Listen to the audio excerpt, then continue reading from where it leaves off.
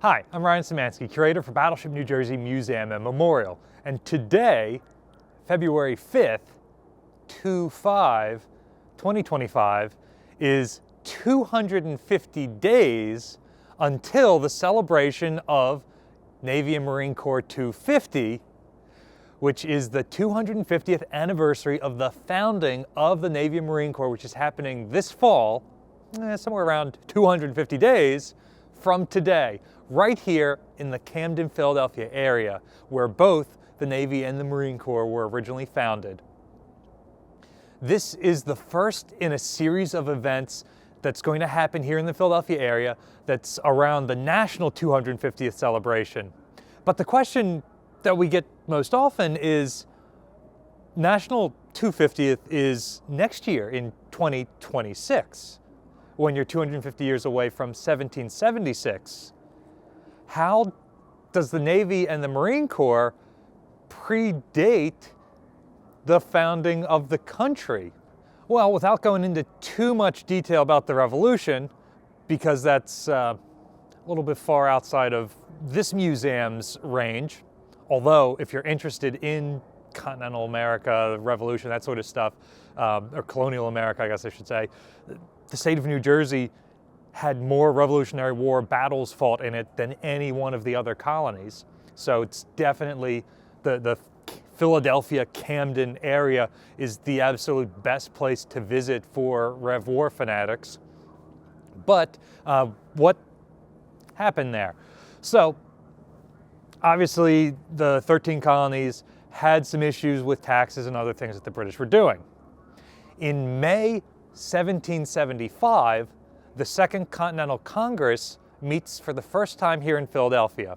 The Second Continental Congress will be the governing body of the colonies throughout much of the Revolution. Eventually they'll come up with the Articles of Confederation that will be an actual government, but especially during the early part, while they're still, I think they would say that they were negotiating with England, with the Crown. I'm not sure if George III would agree with that, but while they were still discussing that, and then during the early part of the war, before they could develop a system of government for what would become the United States, they were the governing body, representing the colonies as a combined federal unit. We all know that the United States secedes from Great Britain on July 4th, 1776, the Declaration of Independence and all that stuff. But Continental Congress was meeting for a full year prior to that and trying to negotiate a peaceful end. They considered themselves British subjects. They were of British descent by and large, and they didn't all want to leave the British Empire. So they tried different ways to reconcile things before then. However, circumstances kind of got out of hand. In April 1775, you have the first battle of the Revolution, the battles of Lexington and Concord, which happened on April 19th, 1775. So even before the Second Continental Congress comes together, there are Revolutionary War battles being fought. So very shortly after meeting on June 14th, 1775, the Continental Congress forms the Continental Army. This is the forerunner of the United States Army, and the U.S. Army traces its founding back to that date in June of 1775. So George Washington is dispatched to take over the militias in New England, which were the ones operating in Lexington, Concord, the Siege of Boston, those sorts of things, and federalize them all and make them a Continental Army. 3 days after the founding of the Continental Army, you have the Battle of Bunker Hill. So now we've had multiple battles happening already in 1775 before the United States has even declared independence. So Washington gets to Boston, he's got his troops all laid out in a siege, and he realizes that he's lacking some critical supplies. Supplies that the British are shipping by sea from colonies that are not revolting, such as Canada or the Caribbean, or from England itself, and they're shipping those into Boston to support the British troops. So many of these New England colonies have ships that they use as like revenue cutters, forerunners of Coast Guard cutters, things like that, privateers, the military vessels. And Washington starts to send these out to raid the British supplies to instead bring those supplies to him. He is both keeping the enemy from being well supplied during his siege and also supplying his army, which doesn't have any money to go out and buy this stuff on their own. So he writes back to Congress and says that he needs this, and in addition to a continental army, Congress should consider forming a continental navy. And so on October 13th, 1775, the Continental Congress forms the Continental Navy right here in Philadelphia. It's where Congress is meeting.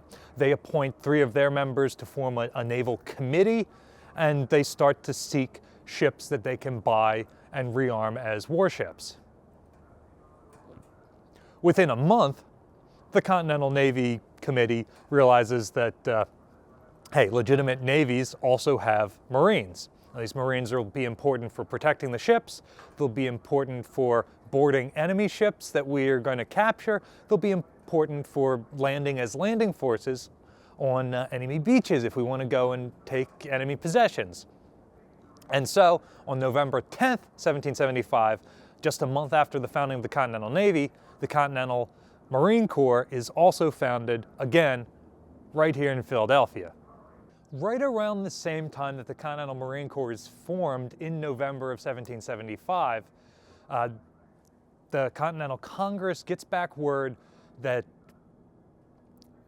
the British Crown, King George III, had rejected the Olive Branch Petition, which was their last correspondence that they had sent to him, asking for some sort of outlet to adjudicate their grievances rather than them seeking secession and preventing a war. King George III did not even read the Olive Branch Petition. He was aware of the battles that had already been fought, and so he declared the colonies in open rebellion.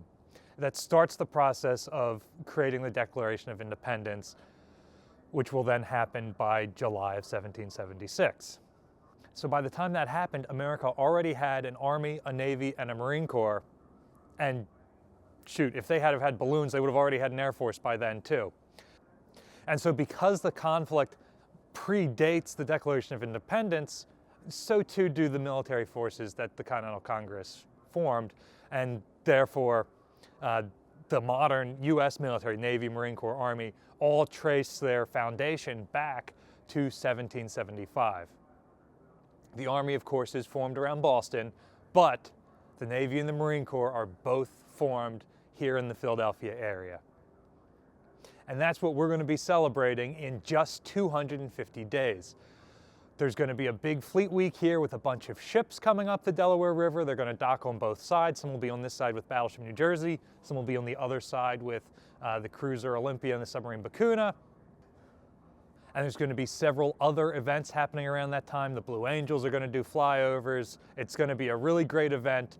And if you have any interest at all in the Navy, the Marine Corps, the Revolutionary War, the United States of America, Philadelphia, anything like that, you probably want to make sure that you're in this area in October 2025. We'll leave a link in the description below to the Navy Marine Corps 250th website, so you can go there and see the most up-to-date list of events that are happening. Odds are you're watching this sometime after today when we're filming it, and so there will be more up-to-date things. So I'm not going to go over the full list as it stands now. Go down to that website and see what the most up-to-date schedule of events are. They're adding new stuff every week. So, what's your favorite Continental warship? Let us know in the comment section down below. I'm a big fan of the Continental Frigate Alliance, which was pretty much the only Continental warship to survive the war, although she didn't survive the peace afterwards. But let us know your favorite down below. Was it Alfred, the very first one? Was it Bonhomme Richard, probably the most famous warship from that conflict? Let me know down below. Battleship New Jersey receives operating support from the New Jersey Department of State, also from a number of other businesses and private individuals like yourselves. We really appreciate your support. There's a link in the description below for ways you can donate to support the USA 250 event, and all that fun stuff happening in just 250 days. You can support Battleship New Jersey by liking, sharing, and subscribing so more people find about us and the museum. Thanks for watching.